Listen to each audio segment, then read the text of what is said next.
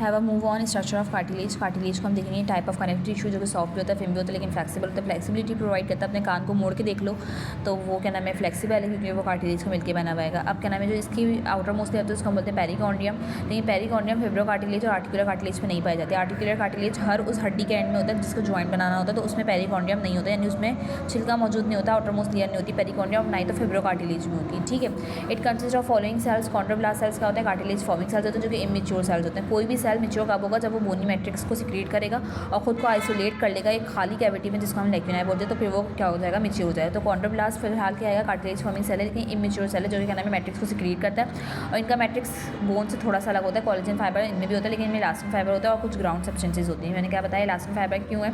अच्छा, अब सवाल उठता है फिर कार्टिलेज में क्या नाम है कोलेजन फाइबर है, लेकिन कैल्शियम फॉस्फेट नहीं। कैल्शियम फॉस्फेट होता तो इसको हार्ड बना देता बोन की तरह, इसीलिए अल्लाह ताला ने इनके क्या नाम है एक्स्ट्रा सेलुलर मटेरियल में क्या रखा है, इलास्टिन फाइबर, जो क्या करता है फ्लेक्सिबिलिटी को प्रोवाइड करता है। ठीक है, इलास्टिन फाइबर और कुछ ग्राउंड सब्सटेंसेस भी होते हैं। कॉन्ड्रोसाइट सेल्स क्या होते हैं, मेच्योर सेल्स होते हैं जो कि पाए जाते हैं स्मॉल कैविटी में, जिसका होता है लेक्यूनाई। हर मेच्योर सेल्स आपको कहाँ पाया जाएगा, लेक्यूनाई में पाया जाएगा, सराउंडेड बाय मैट्रिक्स, और मैट्रिक्स से सराउंड हुआ होगा। ठीक है, और इनका मैट्रिक्स से आएगा कोलेजन प्रोटीन और इलास्टिन प्रोटीन, और इसके अलावा क्या है आपके पास कुछ ground substances. It is found in human skeleton and regarded as precursor to bone in developing embryo.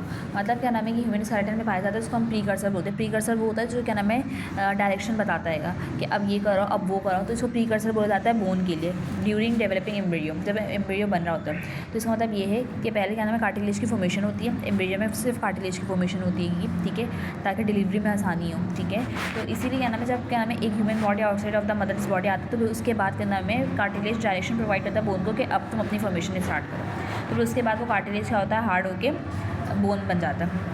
Function of cartilage include it provide protection to bones against compressive forces, also protect the joints को protect करना cartilage का main काम है। ठीक है, to provide cushions, also reduce friction between bones and weight bearing stresses during movement. ठीक है, यानी कि क्या नाम है जितना भी क्या नाम है जो वजन वगैरह है हड्डी उठाती है वो सिर्फ और सिर्फ कार्टिलेज की वजह से उठाती है। कार्टिलेज क्या करती है, जॉइंट्स को सपोर्ट करती है, उसके अलावा फ्रिक्शन को रिड्यूस करती है, कंप्रेसिव फोर्सेज को भी रिड्यूस करती है, और जो क्या नाम है एज अ एक्ट करती है as a shock absorber. Okay.